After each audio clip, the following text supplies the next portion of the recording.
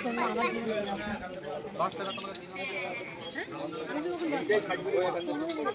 দিয়ে দিয়েছি কি করবি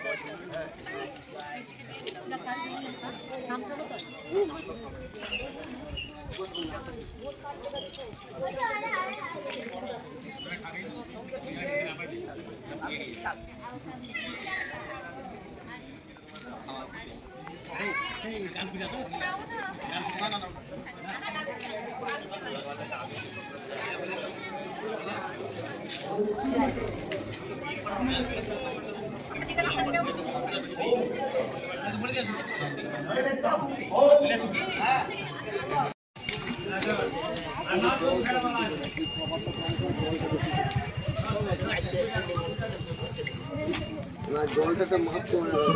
নমস্কার, আমার নাম সুব্রত ভট্টাচার্য।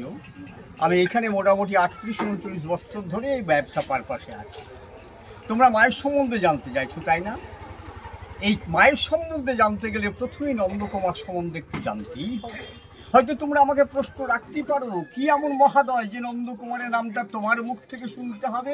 কারণ একটাই, ওই নন্দকুমারের ছেলে গুরুদাস রয় 1772 বাংলা 1178 11ই মাঘ, আজ থেকে 252 বছর আগে এই মায়ের প্রতিষ্ঠা করেন। তাহলে কোন নন্দকুমার গো? সেই নন্দকুমার যে নন্দকুমারকে 1775 খ্রিস্টাব্দের 5ই আগস্ট কলকাতার হেস্টিংসে ভগৎ সিং এর আগে প্রথম ফাঁসি দেওয়া হয়েছিল, তারই ছেলে গুরুদাস রায় এটা প্রতিষ্ঠা করেছিলেন।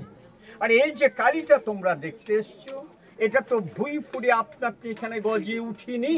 এই কালীটাকে নিয়ে আসা হয়েছিল প্রসঙ্গে বা মতানৈক্য আছে। এক পক্ষের মতে বলে এই কালীটা ছিল মগধরাজ জরাসন্ধর কালী, যেটা অশোক বা বিম্বিসারের আমলের কালী বিহারের। বিহার কিন্তু পুরনো স্টেট। তুমি নালন্দা বিশ্ববিদ্যালয় অম্ভিপুরু সকল কি পাচ্ছ? সর্বোপরি অতীতে আমাদের ভারতবর্ষ ছিল অঙ্গ বঙ্গ কলিঙ্গ, অর্থাৎ বাংলা বিহার উড়িষ্যা। আবার কেউ কেউ বলেন যে কাশীর রাজা চৈত সিং, যেটা বেনারস, ওই নিজের বাড়িতে রামিনস্কোপ মাটি খননের সময় এই বিশ্বের অদ্বিত কালীটা পান। এটা কিন্তু একো মা দ্বিতীয়াম, এক এবং অদ্বিত বিগ্রহ, যেটা বিশ্ব ব্রহ্মাণ্ডে আমরা এই ধরনের কালী কোথাও পাবো না। হাই গো, এই ধরনের কালী কেন বললে? আরে ওই যে কালী মহাকাল, অর্থাৎ শিবের উপর দাঁড়িয়ে থাকা কালী, লক্ষ্য করেছো? সাপের উপরে যোগাসনে বসে থাকা কালী। তোমরা তো দেখেছো 4খানা হাত বিশিষ্ট কালী, এখানে গিয়ে দেখে এলে 2খানা হাত বিশিষ্ট কালী। আমি যদি জিজ্ঞাসা করি, বলো তো বাবা 4খানা হাতের মানে কি, হয়তো উত্তর পাবো কিনা জানি না। ওই যে পূজারী, আমি কাউকে পুরোহিত আখ্যা দেই না, কারণ তোমার হিত বা মঙ্গলের জন্য আমার জন্ম হয়নি। আমার জন্মটা কিন্তু হয়েছিল উজ্জয়িনীতে পাটলিপুত্রে। আমি চাল কলা কাপড় গামছা সোনা দানা খাওয়ার জন্য পশ্চিম বাংলার বুকে এসেছি। আমি পূজারী। সেই পূজারী যখন সংকল্প করেন, তখনই কিন্তু উচ্চারণ করেন যে চতুর্বর্গ ফলপ্রাপ্তি কামনার্থে যৎকিঞ্চিৎ ভোগং পূজন মহম করিষ্যামি, অর্থাৎ 4খানা হাতে 4খানা বর্গ ফল দান করছেন। কি না তো ধর্ম, অর্থ, কাম, মোক্ষ। দেখো, ধর্মও করা যায়, তোমরা ছুটে এসছো এখানে, আসতে গেলেও গাড়ি ভাড়া দিয়েছো। কাম একটা সংসার করবে কেন? বংশ মর্যাদাটাকে টিকিয়ে রাখার জন্যে। লাস্টে তোমাকে মুক্তি পেতে হবে, সেজন্য 4খানা হাত। এ মায়ের কিন্তু বড়া হয় মূর্তি 2খানা হাত। তা কাশীর রাজা চৈত সিং অস্থায়ী একটা মন্দির তৈরি করে পুজো করতে লাগলেন কান্ত পদ্মারে, যেটা কান্তমদি ব্রিটিশের পেটুয়া, যার বাড়ি বহরমপুর। ও কিন্তু মাননীয় লর্ড ওয়ারেন হেস্টিংসকে খবর দিয়ে দিলেন যে কাশীর রাজা চৈত্র সিংয়ের বাড়িতে একটা কষ্টি পাথরের মূর্তি আছে, যার দাম কয়েক হাজার কোটি টাকা। হেস্টিংস সেটাকে লুট করে নদীপথের ইংল্যান্ডের মিউজিয়ামে নিয়ে চলে যাচ্ছিলেন। ওই যে কলকাতার বিডন স্ট্রিটের ঘাট, যেটা বর্তমানে নিমতলা ঘাট, পূর্বে নাম ছিল বাঁশতলা ঘাট। মহারাজ নন্দকুমার নবাব সিরাজউদ্দৌলার পতনের পরে মির্জাফরের আমলে যখন দেওয়ান, তখন এটাকে ধরে নদীপথে ইংল্যান্ডের মিউজিয়ামে নিয়ে চলে যাচ্ছিলেন। তখনই আমাদের বাংলা বিহার উড়িষ্যার দেওয়ান ছিলেন মহারাজ নন্দকুমার। উনি কলকাতার বিডন স্ট্রিটের ঘাটে ধরে নদীপথে এখানে পাঠিয়ে দিলেন। এক মিনিট পারো ভাই, কি এমন মহোদয় যে কলকাতা থেকে এইখানে পাঠিয়ে দিলেন? কারণ একটাই, ওই নন্দকুমারের জন্মটা কিন্তু পাশের গ্রাম ভদ্রপুর, তাই এটা ভদ্রপুর পাঠিয়ে দিলেন। কিন্তু মাঝি মোল্লারা এই বিগ্রহটাকে ভদ্রপুর রাজবাড়ির মধ্যে বন্দি রাখতে পারেননি, হয়তো কেউ পুজোকে নিয়ে তামসাগিরি করেন। আমি কাউকে কম্পেয়ার করতে রাজি নই, নিজেকেই বলি সরস্বতী পুজো দুখানে বেশি সম্ভব নয়, 3.5 ঘন্টা করে লাগে। আমি কিন্তু অর্থের লোভে 18, 20, 30 খান করে পুজো করছি, তামসাগিরি। কেউ বা রাজরানীর মতো সেবা করান, তার জন্য 2 শ্রেণীর পুরোহিত, এক আচার্য, এক উপাধ্যায়। আচার্য কিন্তু ভ্রুক্ষেপ রাখে না।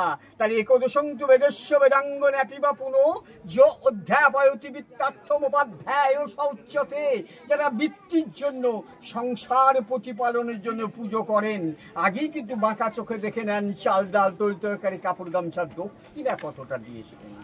তা ওখান থেকে মন্দির অবধি এই মাকে 108 পা স্টেপ বাই স্টেপ এনেছিলেন, 108টা বলি দিয়েছিলেন। মোষ, মেষ, ছাগ, চাল, কুমড়ো, ইক্ষু, পায়রা, কথিত আছে একটা নরবলি 1772। মেলা থেকে ধরে নিয়ে একটা বাচ্চা ছেলের বলি। ওই ছেলের মা যখন জানতে পারলো যে আমার সন্তানকে বলিদান দেওয়া হয়েছে, উনি কান্নাকাটি করে পড়লেন।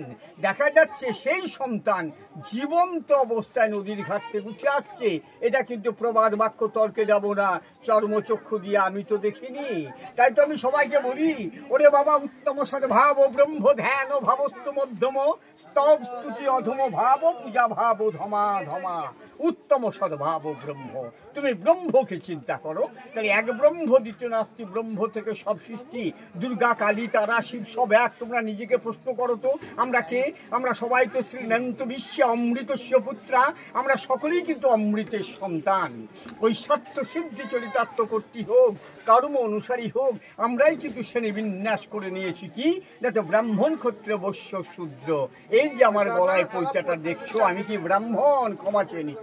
আরে আমি ব্রাহ্মণ নই, কারণ আমার ব্রহ্ম জ্ঞান হয়নি। ব্রহ্ম জানতি যশ, আরে যার ব্রহ্ম জ্ঞান হচ্ছে সেই তো ব্রাহ্মণ। তর্কের খাতিরে বলো, এই ভচ্চাই তুমি তো বড় বড় কথা বলতে শিখেছো, পৈতাটা ফেলে দিয়ে এসো গা। কেন ফেলবো গো? কথাটি আছে, জনমনি যায় অতি শূদ্র সংস্কারাদিজ। আমি মায়ের পেট থেকে হলাম শূদ্র রূপে, সংস্কারের দিজে এলাম, কিন্তু ব্রহ্মত্ব অর্জন করতে পারিনি। যদি ব্রহ্মত্ব অর্জন করতে পারতাম, তাহলে এই পৈতাধারী অহংকারী ব্রাহ্মণ ওই বেলুড় মঠ, সারগাছি, নরেন্দ্রপুর মিশনে গিয়ে নরেন্দ্রনাথ দত্ত, অ্যাজ এ বিবেকানন্দ দত্ত, ওই কায়স্থ ছেলেকে আমি অন্তত পুজো করতাম না। আমি পুজো করতাম না গোয়ালা ছেলে কৃষ্ণকে, আমি পুজো করতাম না টিলির ছেলে তৈলঙ্গ স্বামীকে, আমি পুজো করতাম না রামচন্দ্রকে, ক্ষত্রের ছেলে, আমি পুজো করতাম না হয় দানবের নাতি বিশ্বকর্মাকে, ও তো দানব কুলের সন্তান। কারণ তা নয়, উনি ব্রহ্মজ্ঞান লাভ করেছেন, উনি ব্রাহ্মণ। ওর মধ্যে 9টা গুণ বিদ্যমান। আমার 3 দণ্ডী 9খানা তার আছে, 9টা সুতোর মধ্যে, অর্থাৎ 9টা গুণের মধ্যে 3টে গুণ আমার কাছে খুঁজে পাবে না। কাঠের মৃগের ন্যায় ব্রাহ্মণ, ধ্যান ও ভাবস্থ মধ্যম। এই যে তোমরা মার কাছে গেছো, মাকে কোথায় নিয়ে এলে? হিতমাঝারে এনো না, আজ্ঞাকুটে নিয়ে এসো গা। গঙ্গা, যমুনা, সরস্বতী, ওদের মিলিত স্থল এলাহাবাদের ত্রিবেণী। আমাদের বাম সাইডটা ইরাক, দক্ষিণ সাইডটা পিঙ্গলা, মিডিলটা সুরমা, তার মিলিত স্থল হচ্ছে আজ্ঞাকুটে। আজ্ঞাকুটে নিয়ে এসো গা। মার সঙ্গে তোমার কথা হবে 7 থেকে 8 সেকেন্ড, কারণ 140 কোটি লোক, মা সময় দিতে পারবেন না। বাকি টাইমটা বসতাও গা। স্তব স্তুতি, তেল মাখানো ভাব, পাটের সিঁদুর একটু কপালে লেপে দেবো, মাথায় একটু পুষ্প ঠেকিয়ে দেবো, পিঠে আলতো করে একটা চড় মেরে, 5 টাকায় 500 টাকা কামিয়ে নেব। পূজা ভাব ধমা ধমা। অধমের অধম হচ্ছে ওই পুজো করা, কারণ মার দিকে আমার মনটা পড়ে থাকে না, চাল কলা কাপড় গামছা দক্ষিণার দিকে আমার মনটা পড়ে থাকে। আর এই যে মন্দিরটা তোমরা দেখছো, এটা অষ্টকোণাকৃতি মন্দির। জিজ্ঞাসা করবে না ভাই ওইখানে নেবেন, দেরি আছে তো, আমি পরে নিচ্ছি, কথাটা বলছি, তারপর নিচ্ছি। কি বললাম ভুলে গেলাম বাবা। অষ্টকোণাকৃতি, হ্যাঁ অষ্টকোণাকৃতি কেন ভাই? এই যে মূলাধার পৃথিবী, 4খানা পদ্মের পাপড়ি আছে। স্বাধিষ্ঠান জলাধার, 6খানা পদ্মের পাপড়ি আছে। মণিপুর, 8খানা পদ্মের পাপড়ি আছে। সে অষ্টদল পদ্মের উপর মা যোগাসনে বসে আছেন। এটা এক রাত্রিতে ইনকমপ্লিট অবস্থায় মহারাজ নন্দকুমারের ছেলে গুরুদাস রয় 1772 সালে প্রতিষ্ঠা করেছিলেন। যে নন্দকুমারকে 1775 খ্রিস্টাব্দে 5ই আগস্ট কলকাতার হেস্টিংসে ভগৎ সিং এর আগে প্রথম ফাঁসি। তখন কিন্তু কলকাতা এত বড় নয় গো, সুতানাটি, গোবিন্দপুর আর কলকাতা 3টে গ্রাম, মাত্র 10 হাজার লোক কলকাতার অধিকাংশ অধিবাসী অন্যায়ভাবে ফাঁসি দেওয়ার জন্যে ব্রিটিশ সরকারকে ধিক্কার দিয়েছিলেন। অনেকে আবার গঙ্গা জলে স্নান করে বাড়ি ছেড়ে পালিয়ে গেছেন। প্রমাণ উত্তরপাড়ার সেনবাড়িটা আজও কিন্তু সিল করা আছে। এবার দেখো কালী, কালী তেমন কিছু নয় গো, কালকে কলন করে এসছেন যিনি তিনি কালী। কালকে না তো মহাকাল, মহাকালকে না তো শিব, তাহলে শিবের একটা বিশেষ পাওয়ার বা শক্তি আদারস ডট। আমরা এক বাক্যে জানি যে কালী বিভিন্ন রকমের হয়, সবই কিন্তু সাধকদের হিত বা মঙ্গলার্থে ব্রহ্মের যে কোনো একটা রূপ। যেমন মহাকাল, সেই মহাকালীর উপর মায়ের যখন দক্ষিণ পাটা থাকে, তোমরা সবাই দেখো দক্ষিণ কালী কারালাবদনেং ঘোরং মুক্ত কেশি চতুর্ভুজাম, সেই কালী কিন্তু হাত দেখেছো চারখানা। ওই মহাকালীর উপরে বাম পাটা থাকলে দেখো বামাকালী, শ্যামবর্ণা রং হলে শ্যামাকালী, ছেলে করে থাকলে গোষ্ঠকালী।